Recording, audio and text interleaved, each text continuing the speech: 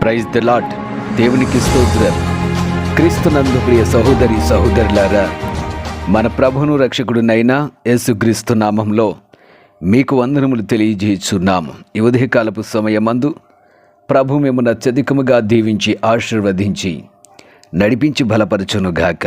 ఈ దినము యొక్క వాగ్దానము, ఆయన నీ నైవేద్యములన్నిటినీ జ్ఞాపకం చేసుకొనును, నీ దహన బలులను అంగీకరించునుగాక. కీర్తనల గ్రంథము 20వ అధ్యాయము 3వ వచనం. కీర్తనాకారుడు తెలియజేస్తున్నాడు, ఆయన నీ నైవేద్యములన్నింటినీ జ్ఞాపకం చేసుకొనును అనగా ప్రార్థన విన్నపములను, మనము చేయు ప్రార్థనలను ఆయన జ్ఞాపకం చేసుకున్నవాడిగా ఉన్నాడు. నీ దహన బలులను అంగీకరించునుగాక అనగా విరిగి నలిగిన మనసుతో హృదయపూర్వకముగా చేయబడు ప్రతి విన్నపాన్ని ఆయన అంగీకరించు దేవునిగా ఉన్నాడు. వాక్యం ఈ విధంగా తెలియజేస్తున్నది, దేనిని గూర్చి చింతపడకుడి గాని ప్రతి విషయంలోనూ ప్రార్థన విజ్ఞాపనముల చేత కృతజ్ఞతాపూర్వకంగా మీ విన్నపములు దేవునికి తెలియజేయుడి. ఫిలిప్పీలకు రాసిన పత్రిక 4వ అధ్యాయము 6వ వచనం. ప్రియ సహోదరి సహోదరులారా, మీ విన్నపాలను, మీ ప్రార్థన అవసరతలను దేవునికి తెలియజేసినప్పుడు ఆయన వాటన్నిటిని కూడా జ్ఞాపకం చేసుకుంటాడు. ఆయన మర్చిపోయే దేవుడు కాదు. నీ విషయంలో నీకు కలిగిన బాధను, నీ జీవితంలో నీకు ఎదురైన దుఃఖములను, శ్రమలను అన్నిటినీ జయించు మార్గమును దేవుడు దయచేస్తాడు. ఎందుకంటే నీ ప్రార్థన ఆయన అంగీకరిస్తున్నాడు. మన దేవుడు ప్రార్థన ఆలకించువాడును, ప్రార్థన అంగీకరించువాడిగా ఉన్నాడు. నీకు ఎడల దేవుని యొక్క చిత్తమును ఆయన ఏ విధంగా నడుచుకోవాలో ఆయన నేర్పించగలడు.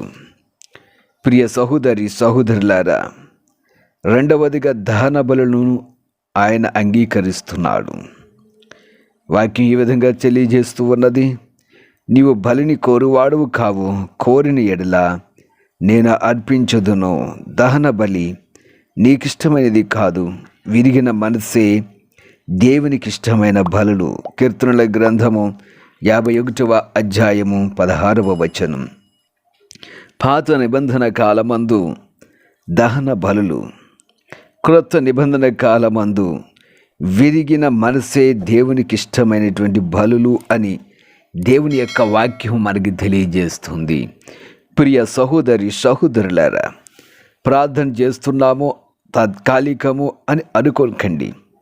విశ్వాసంతో ప్రార్థించండి, పట్టుదలతో ప్రార్థించండి.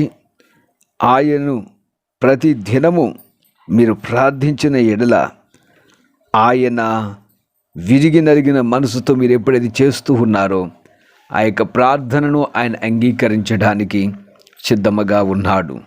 మీ సమస్య ఏదైనా దేవునికి తెలియజేయండి. మీ పరిస్థితి ఎలాంటిది దేవునికి తెలియజేయండి. గడ్డు సమస్యల్లో ఉన్నారా? శారీరక బలహీనతల్లో ఉన్నారా?